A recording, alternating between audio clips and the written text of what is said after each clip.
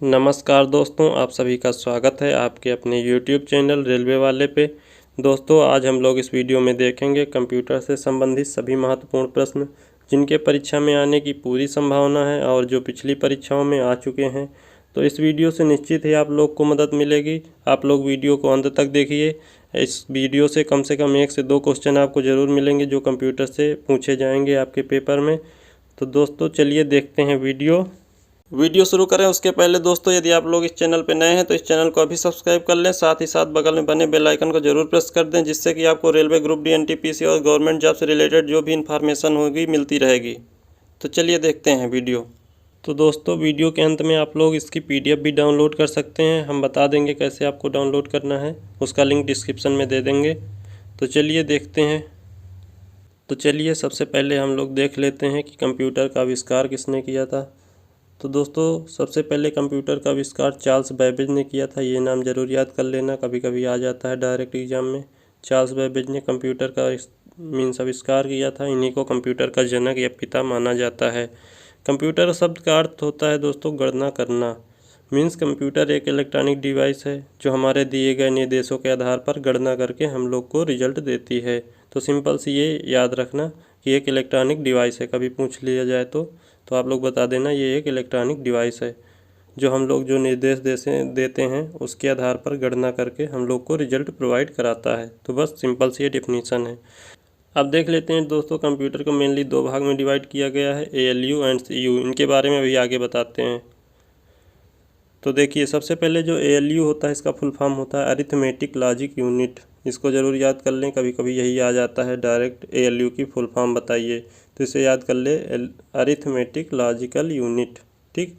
तो देखिए इसका काम क्या होता है। ALU का जो काम होता है वो जितने भी अरिथमेटिक वर्क होते हैं उन पे लॉजिकल ऑपरेशन करने के लिए, जैसे मान लीजिए प्लस माइनस गुणा भाग, ये जितने भी अरिथमेटिक ऑपरेशन होते हैं वो सब ALU के अंतर्गत आते हैं। ठीक। और दूसरा होता है CU का फुल फॉर्म होता है कंट्रोल यूनिट। इसे ज़रूर याद कर लो, ये भी पूछ लेते हैं। तो ये CU मेनली काम क्या होता है, कंट्रोल करता है सभी के जितने ऑपरेशन हो रहे होते हैं, 1 ऑपरेशन 2 ऑपरेशन, इन सभी के बीच में कंट्रोल काम करता है। CU एक जैसे कोई काम हो रहा तो उसके कंट्रोल करने वाला भी एक पर्सन होना चाहिए ना, तो वही समझ लो एक प्रकार से कंट्रोल का काम करता है। ठीक। इसे बोलते हैं कंट्रोल यूनिट। अब देखिए ये डायग्राम है कंप्यूटर आर्किटेक्चर का, कंप्यूटर का। तो कंप्यूटर में सबसे पहले एक इनपुट डिवाइस में डिवाइड किया गया है और बीच का भी बताते हैं, लास्ट में आता है आउटपुट डिवाइस। तो बीच में होता है CPU में मेनली देखिए दोस्तों होता क्या क्या है। एक तो होता है कंट्रोल यूनिट, दूसरा होता है अरिथमेटिक लॉजिक यूनिट। लेकिन इन सब के लिए एक मेमोरी की भी तो रिक्वायरमेंट है, तो ये मेमोरी भी इसमें ऐड रहता है। ALU और मेमोरी के बीच में इंटरचेंज डाटा का होता रहता है। तो मेनली ये 3 पार्ट हैं। अगर कभी आ जाए तो आप लोग बना देना। मान लीजिए बीच में दे दे CPU, इधर आउटपुट डिवाइस पूछ ले आगे क्या होगा, तो आगे बता देना इनपुट। पहले इनपुट आएगा, फिर उसकी प्रोसेसिंग होगी, फिर लास्ट में आउटपुट आ जाएगा। चलिए अब देख लेते हैं कंप्यूटर का फुल फॉर्म। वैसे फुल फॉर्म पूरा कभी पूछेगा नहीं, लेकिन हाँ कभी पूछ लेता, जैसे कंप्यूटर में R का क्या मतलब है तो आपको बताना पड़ेगा। तो आप फुल फॉर्म में देख लीजिए। C से तो हो जाता है कॉमनली, O से ऑपरेशन, M से मशीन, P से पार्टिकुलरली, U से यूज्ड फॉर, T से टेक्निकल, E से एजुकेशन, R से रिसर्च। ठीक। तो मान लीजिए कभी पूछ लिया R का क्या मतलब है तो आप बता दीजिएगा रिसर्च। E का क्या मतलब, तो एजुकेशनल। तो ये कंप्यूटर का एक प्रकार से डिफिनीसन ही है कि एक कॉमनली ऑपरेटेड मशीन है जो पार्टिकुलरली टेक्निकल, एजुकेशनल और रिसर्च के लिए यूज होती है। ठीक। और अगला देख लेते हैं कंप्यूटर का क्लासिफिकेशन। दोस्तों, क्लासिफिकेशन कई प्रकार से कर सकते हैं। जैसे अगर साइज के आधार पर करेंगे तो mini, micro, main frame. Mini सबसे छोटा, माइक्रो उससे बड़ा, मेन फ्रेम उससे बड़ा। अगर साइज नहीं हो गया इसकी टेक्निकल टेक्नोलॉजी के हिसाब से करेंगे तो ये 3 टाइप से मेनली बांटा गया है। पहला होता है डिजिटल कंप्यूटर, दूसरा होता है एनालॉग, तीसरा होता है हाइब्रिड। इनके बारे में अभी बताते हैं आगे। सबसे पहले हम लोग जनरेशन पढ़ लेते हैं, categorization of basis of generation.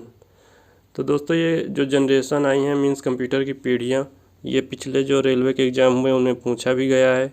कई क्वेश्चन आए हैं जनरेशन, तो इस जनरेशन को अच्छे से पढ़ लीजिए।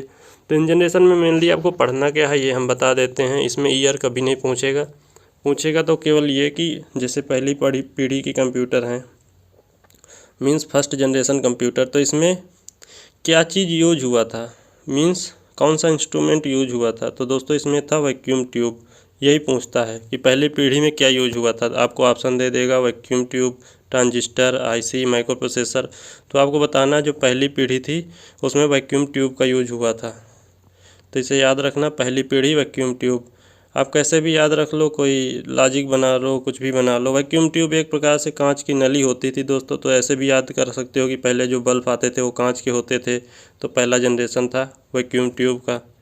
दूसरी जनरेशन देखते हैं, दूसरी पीढ़ी के कंप्यूटर वो थे ट्रांजिस्टर पर आधारित। तो दोस्तों जो ट्रांजिस्टर होता था, ये जो वैक्यूम ट्यूब था इससे कम साइज़ में हो गया। तो दूसरी पीढ़ी कंप्यूटर थोड़े कम साइज़ में हो गए, और ये थोड़ा सा कम, मीन्स हीट जो होता था वैक्यूम ट्यूब बहुत उत्सर्जित करता था, मीन्स बहुत गर्मी देता था, लेकिन ट्रांजिस्टर उससे कम करने लगा। तो दूसरी पीढ़ी में था ट्रांजिस्टर। अब तीसरी पीढ़ी का देखते हैं दोस्तों। तीसरी पीढ़ी में था जो डिवाइस यूज हुआ था उसे कहते थे एकीकृत सर्किट, या फिर इसी को इंग्लिश में बोलते हैं इंटीग्रेटेड सर्किट, आईसी। आप लोग ने सुना होगा कंप्यूटर का आईसी उड़ गया, ऐसे वैसे कुछ। तो जो इंटीग्रेटेड सर्किट होता था दोस्तों, ये बहुत ही क्रिटिकल सर्किट होता था। उसी सर्किट का यूज हुआ था थर्ड जनरेशन में कंप्यूटर में। ये भी पूछा गया था अभी पेपर में कि थर्ड जनरेशन में क्या यूज हुआ था। तो ये आप लोग बता देना, आईसी या फिर एकीकृत सर्किट या इंटीग्रेटेड सर्किट इसी का नाम है। ठीक, फोर्थ जनरेशन अब देख लेते हैं। तो दोस्तों फोर्थ जनरेशन में जैसे कि अभी चल रहा है, इसी को भी बोलते हैं फोर्थ जनरेशन। फोर्थ जनरेशन में क्या यूज होता है, माइक्रो प्रोसेसर। जैसे आप लोग देखते होगे आजकल मोबाइल में आप प्रोसेसर आप लोग देखते हो, कौन सा प्रोसेसर यूज हुआ है। तो आज जो चौथी पीढ़ी चल रही है इसमें जो यूज हुआ है डिवाइस, उसका नाम है माइक्रो प्रोसेसर। तो माइक्रो प्रोसेसर जो था वो आईसी से भी छोटा हो गया और उससे कम एनर्जी लेने लगा। तो अगर कभी एनर्जी में पूछ ले रिलेशन, तो सबसे ज़्यादा एनर्जी लेता था पहली पीढ़ी कंप्यूटर, और सबसे ज़्यादा साइज में भी थे। फिर दूसरी उससे कम, तीसरी उससे कम, चौथी उससे कम, और सबसे लास्ट में आती पाँचवीं पीढ़ी दोस्तों। जो पाँचवीं पीढ़ी है ना, वो अभी चल रही है। जैसा कि आप लोग देखते होगे ये आर्टिफिशियल इंटेलिजेंस पर आधारित है। जैसे अभी आपने देखा होगा एक सोफिया करके रोबोट आया था। ये सब अगर एग्जाम्पल पूछा जाते हैं, पाँचवीं पीढ़ी के ही एग्जाम्पल हैं। जितने भी आर्टिफिशियल वर्क हो रहे हैं ये सब पाँचवीं पीढ़ी के एग्जाम्पल हैं। ठीक, तो ये हो गई पीढ़ियाँ। इनको एक बार फिर से पढ़ लीजिए, स्क्रीनशॉट ले लीजिए, ये बहुत इंपॉर्टेंट है। किसी का भी पीढ़ी का इस बार पूछ लिए एग्ज़ाम में। दूसरी पीढ़ी भी आया था, तीसरी भी आया था, इसी तरह किसी अलग अलग शिफ्ट में अलग अलग पूछा गया था। तो पहली पीढ़ी में देख लेते हैं वैक्यूम ट्यूब, दूसरी में ट्रांजिस्टर, तीसरी पीढ़ी में आईसी या इंटीग्रेटेड सर्किट, चौथी में माइक्रो प्रोसेसर, पाँचवीं पीढ़ी में आर्टिफिशियल इंटेलिजेंस पर आधारित है। ठीक, अब देखिए जो कंप्यूटर के टाइप हम लोग देखे थे, analogue computer, digital computer, hybrid computer. तो जो एनालॉग कंप्यूटर होता है दोस्तों, ये एक ऐसी मशीन है जो आंकड़ों की भौतिक मात्रा, ताप, दाब, ऊंचाई आदि को दर्शाता है। तो बेसिकली अगर आप लोग देखोगे तो एनालॉग जो कंप्यूटर होता है ये मौसम संबंधी घटनाओं को जांचता है। इसे बोलते हैं एनालॉग कंप्यूटर। ठीक, और आगे कुछ इसकी प्रॉपर्टी हैं। कंप्यूटर की कार्य क्षमता तेज होती है, इनका परिणाम हमें ग्राफ के रूप में प्राप्त होता है, मीन्स एनालॉग के रूप में प्राप्त होता है। ऐसा नहीं होता कि एग्जैक्ट आपको वैल्यू देगा, ऐसा नहीं है इसमें। और इसमें ये खासियत होती है, इसमें आंकड़े स्टोर नहीं कर सकते, एक बार देखे उसके बाद गायब हो जाता है। एक एग्जांपल आपको बता देते हैं, जैसे थर्मामीटर। थर्मामीटर में क्या होता है, जैसे कि टेम्परेचर बढ़ता है उसकी वैल्यू बढ़ जाती है। आप लोग वहाँ पे इंडिकेशन देख के बता सकते हैं कितना टेम्परेचर हुआ, लेकिन वो वैल्यू स्टोर नहीं होगी, वो अपने आप फिर से हट जाएगी जैसे ही टेम्परेचर हटेगा। तो इसी तरह ये एनालॉग का एक एग्जाम्पल है। तो ये याद रखना, कभी पूछे कि मौसम संबंधी घटनाएँ किससे जांचते हैं तो वो एनालॉग बता देना। आगे आता है दूसरा डिजिटल कंप्यूटर। तो दोस्तों डिजिटल कंप्यूटर मेनली में क्या होता है, 2 डिजिट यूज होते हैं। जो डिजिट होते हैं वो बाइनरी डिजिट होते हैं, जैसे 0 और 1। मीन्स सारा का सारा काम जो डिजिटल कंप्यूटर होता है उसमें 0 1 में होता है। ये एनालॉग कंप्यूटर से भिन्न होते हैं। ये कंप्यूटर जो सूचनाओं के अंक के रूप में प्रोसेस करता है उसे डिजिट कंप्यूटर कहा जाता है।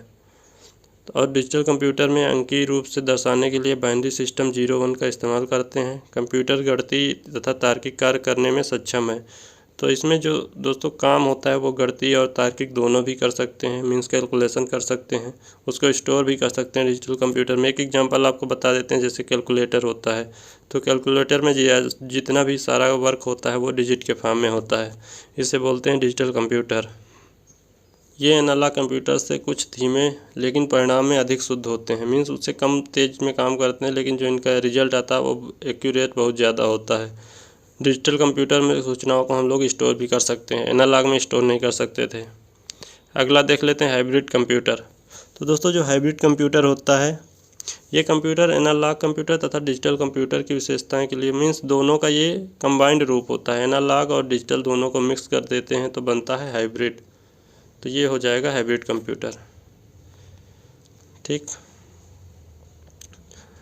जैसे इसका कुछ एग्जांपल देख लीजिए।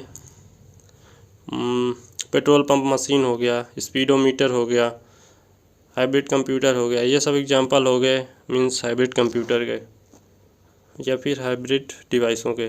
तो अगला देख लेते हैं इनपुट आउटपुट डिवाइस, अगले पार्ट में है। तो दोस्तों इनपुट आउटपुट डिवाइस आप लोग को पता ही होगा। इनपुट डिवाइस वो डिवाइस होती है जिसके द्वारा हम डाटा को कंप्यूटर में देते हैं।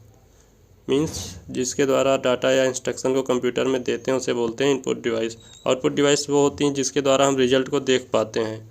मीन्स हमारी आंखें जो होती हैं वो जो रिजल्ट देख पाती हैं वो आउटपुट डिवाइस में देखती हैं। ठीक, और इसी के साथ आपको एक बात और बता देते हैं दोस्तों, हार्डवेयर और सॉफ्टवेयर में अंतर भी बता देते हैं। ठीक है, तो हार्डवेयर वो डिवाइस होती हैं जिन्हें हम छू सकते हैं, देख सकते हैं, मतलब जितनी भी चीज़ें आप लोग देखते हो वो सब हार्डवेयर हैं।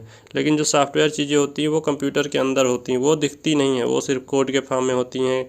ऐसे मीन्स वो सिर्फ एक डिजिटल फाइल होती हैं, वो दिख नहीं सकती, उन्हें आप छू नहीं सकते। मेनली यही डिफरेंट होता है हार्डवेयर और सॉफ्टवेयर में, अगर कभी कोई पूछे तो। हार्डवेयर मीन्स हार्ड होता है तो आप छू सकते हो, देख सकते हो, उसे बोलते हैं हार्डवेयर। सॉफ्टवेयर सॉफ्ट होता है, उसे आप देख नहीं सकते, छू नहीं सकते, इसे बोलते हैं सॉफ्टवेयर। मेनली यही डिफरेंस है। तो चलिए ठीक है, अब देख लेते हैं इनपुट आउटपुट डिवाइस। तो सबसे पहले देखते हैं आउटपुट डिवाइस। आउटपुट डिवाइस वो डिवाइसें होती हैं, मीन्स सबसे पहले तो ये हार्डवेयर होता है, ये तो कन्फर्म है भाई, जो भी डिवाइस है उन्हें छू सकते हो। और उसके बाद ये वो डिवाइस होते हैं जिनके द्वारा हम रिजल्ट को देख सकते हैं। मीन्स जो भी कंप्यूटर रिजल्ट देता है हम जिसको देखते हैं वो बोलते हैं उसे आउटपुट डिवाइस। जैसे कि आपका मॉनिटर हो गया, मॉनिटर में हम लोग देखते हैं ना क्या बना है क्या नहीं बना, तो ये हो गया आउटपुट डिवाइस। और दूसरा हो गया प्रिंटर। प्रिंटर में भी हम प्रिंट करके देखते हैं जो आउटपुट होता है तो हमें आउटपुट ही दिखाता है प्रिंटर भी। प्लाटर प्रिंटर का बड़ा रूप होता है, प्लाटर जो बड़े बड़े बैनर छपते हैं आप लोग ने देखा होगा। प्रोजेक्टर आपने देखा हो शायद कभी, जो हम लोग प्रोजेक्ट कर देते हैं किसी पर्दे पर लाइट को, और सिनेमा हॉल में भी यही यूज होता है। तो जो हम लोग को दिखता है ना इमेज, उसे बोलते हैं प्रोजेक्टर। अगला देख लेते हैं साउंड कार्ड। साउंड कार्ड भी साउंड सुनता है, आउटपुट ही दिखता है। ईयरफोन में भी आउटपुट आता है हमारे कानों में जो आवाज़ आती है। अब इनपुट डिवाइस देख लेते हैं। तो इनपुट डिवाइस वो डिवाइस होती हैं जिनके द्वारा डाटा इंस्ट्रक्शन को कंप्यूटर में इनपुट करा देते हैं। मीन्स जिनके द्वारा हम कंप्यूटर में डाटा या इंस्ट्रक्शन को देते हैं उन्हें बोलते हैं इनपुट डिवाइस। जैसे कि कीबोर्ड हो गया, कीबोर्ड से क्या करते हैं हम टाइप करके कंप्यूटर में डाटा को इंटर करते हैं कुछ भी। ठीक, माउस हो गया, माउस के द्वारा भी क्लिक करके हम डाटा को मीन्स इंस्ट्रक्शन देते हैं कि कौन सा बटन दबाना है कौन सा नहीं दबाना। जॉयस्टिक भी एक डिवाइस है जिसके द्वारा हम गेम खेलते हैं, गेम में इंस्ट्रक्शन देते हैं। ट्रैक बॉल भी वैसा ही एक डिवाइस है। लाइट पेन जिसके द्वारा हम स्क्रीन पे लिख सकते हैं वो लाइट पेन हो गया। टच स्क्रीन भी एक प्रकार से इनपुट डिवाइस है। हम जहाँ जहाँ टच करते हैं वैसे वैसे कंप्यूटर काम करता है, या फिर मोबाइल भी वैसे ही काम करता है। डिजिटल कैमरा ये भी एक इनपुट डिवाइस है जिसके द्वारा हम जो है वीडियो को कैप्चर करते हैं या इमेज को कैप्चर करके पहुंचाते हैं कंप्यूटर तक। स्कैनर भी एक इनपुट डिवाइस है जिसके द्वारा हम किसी भी डॉक्यूमेंट को स्कैन कर सकते हैं। जैसे कि डॉक्यूमेंट है, इसको स्कैन किया मीन्स इनपुट ही तो दिया गया कंप्यूटर में। डिजिटल टैबलेट भी एक इनपुट डिवाइस है जिसमें हम लोग लिख सकते हैं कुछ भी और कंप्यूटर में डाटा जाता है तो इंस्ट्रक्शन ही जाता है। बारकोड रीडर, जैसे कि बारकोड आप लोग ने देखा होगा ऐसे ऐसे कहीं पे बना रहता है, उसको रीड करने के लिए जो डिवाइस होता है वो भी एक इनपुट डिवाइस है। वो रीड करता है तभी वो डाटा जाकर कंप्यूटर में दिखता है क्या लिखा हुआ है क्या नहीं लिखा हुआ, तो ये भी एक इनपुट डिवाइस हो गया। इसी तरह के सारे जिनके द्वारा हम डाटा को कंप्यूटर में भेजते हैं वो सभी हो गए इनपुट डिवाइस। उसके बाद लास्ट में ये कुछ इंपॉर्टेंट एब्रीविएशन और उनके फुल फॉर्म दिए गए हैं। इनमें से आपको सब याद नहीं करने हैं, सिर्फ हमने यहाँ पर डाल दिए हैं सीरियल से। आप लोग इनको बस एक बार सरसरी निगाह से पढ़ लेना और उसके बाद एक नया वीडियो बना के जो भी इनमें से इंपॉर्टेंट चीज़ें हैं उनको हम निकाल के एक जगह पे रख देंगे, क्योंकि उसका नया वीडियो बना देंगे, क्योंकि इसमें पूरा याद कर पाना आपके लिए संभव नहीं है और ज़रूरी भी नहीं है, सब फालतू की चीज़ें हैं, लेकिन हमने इसलिए डाल दिया है कि सारा इकट्ठा रहे। आपका मन हो अगर पढ़ने का तो पढ़ लेना, और उसके बाद इसका हम अगला अलग से वीडियो बना के डाल देंगे आजकल में। तो उसके बाद लास्ट में कुछ नहीं, आपसे यही कहना चाहूँगा कि अगर इस वीडियो में नए हैं तो इस चैनल को ज़रूर सब्सक्राइब कर लें, साथ ही साथ बेल आइकन को ज़रूर प्रेस कर दें, जिससे आपको रेलवे ग्रुप डी एनटीपीसी से रिलेटेड जो भी इन्फॉर्मेशन होगी सबसे पहले मिलती रहेगी। और जाते जाते आप लोग 1-2 क्वेश्चन के आंसर देते जाइए। तब तक मिलेंगे अगले वीडियो में। जय हिंद। ये आंसर आप लोग को बताना है। एनटीपीसी 2016 में आ चुका है। पंचतंत्र की कथाएँ किसके द्वारा रची गई हैं? मीन्स पहले हो गया मुल्ला नसरुद्दीन, दूसरा हो गया विष्णु शर्मा, तीसरा हो गया राजा सुदर्शन, चौथा हो गया तेनालीरामन। तो इसका आंसर आप लोग कमेंट सेक्शन में ज़रूर बताना। अगला देख लेते हैं, चरक संहिता चिकित्सा की किस शाखा से संबंधित है? इसको भी आप लोग को बताना है। जो चरक संहिता है वो किस शाखा से संबंधित है? एलोपैथ से है, आयुर्वेद से है, होम्योपैथ से या यूनानी से? चारों में से जो करेक्ट आंसर है आप लोग कमेंट में ज़रूर बताना।